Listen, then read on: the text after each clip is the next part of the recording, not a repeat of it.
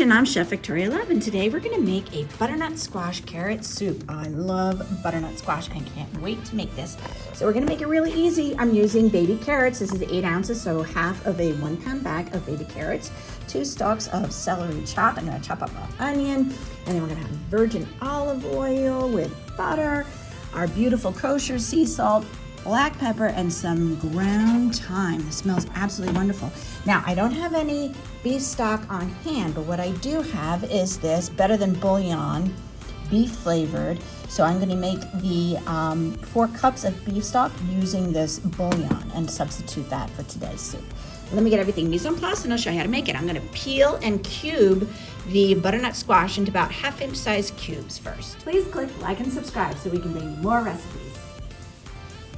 I already peeled and sliced up our butternut squash, and I've already cubed most of it, but I did want to mention something. See all these beautiful seeds inside? I'm going to take them out and we're going to roast them with some olive oil and kosher salt, and that will be our garnish for our soup. It'll make it almost like it's a little crunchy crouton on the top.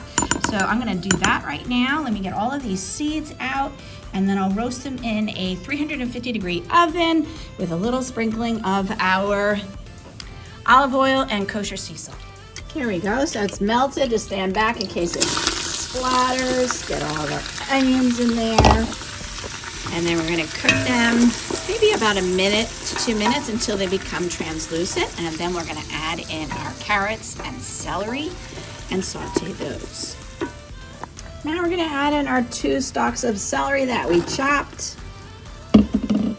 and our 8 ounces of baby carrots. That's just eyeball at half of a 1 pound bag of baby carrots.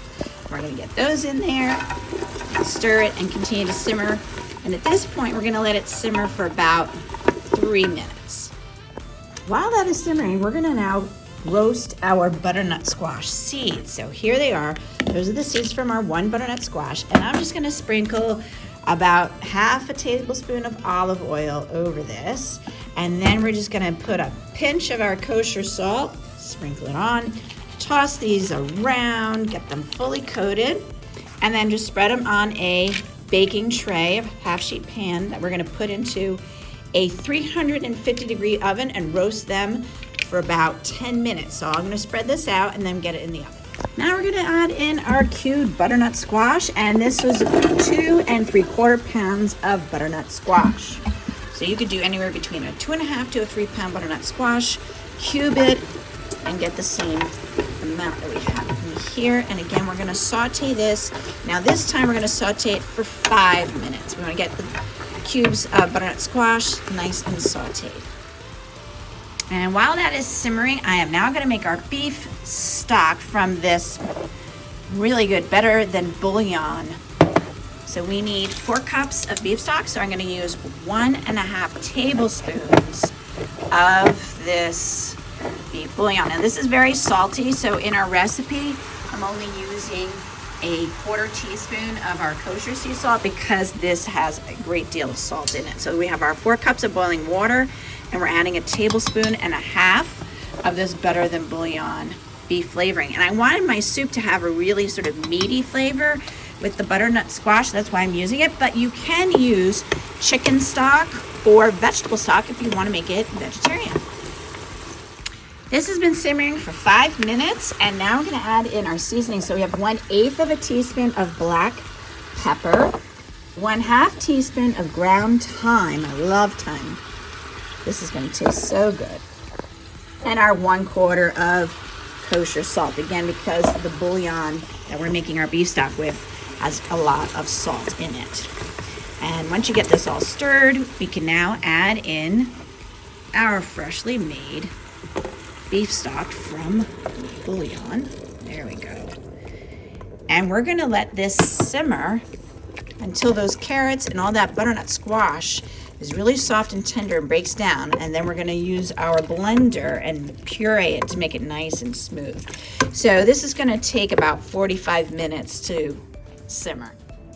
Our soup has been simmering now for 1 hour actually, and you can see that our carrots and our butternut squash are really nice and tender.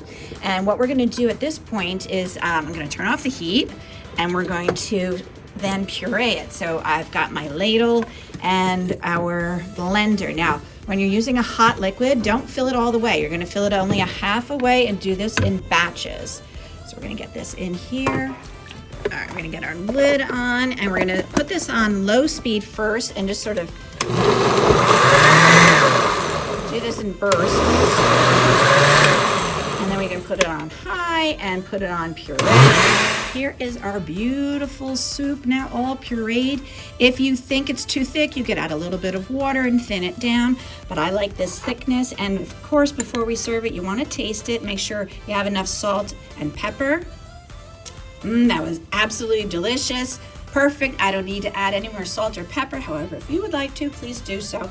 And now I can serve us our beautiful butternut squash and carrot soup.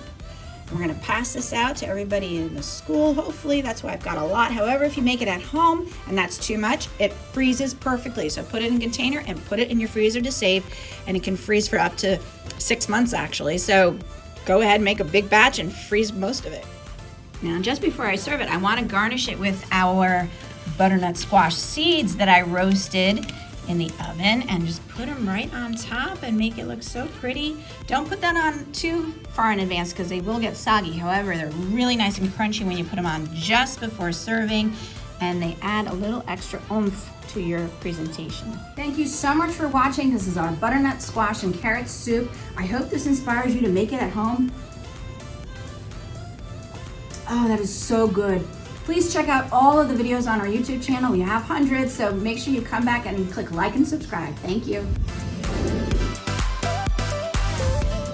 For more recipe demonstrations, please click like and subscribe to Chef Victoria Loves YouTube channel and have fun in the kitchen. Thank you.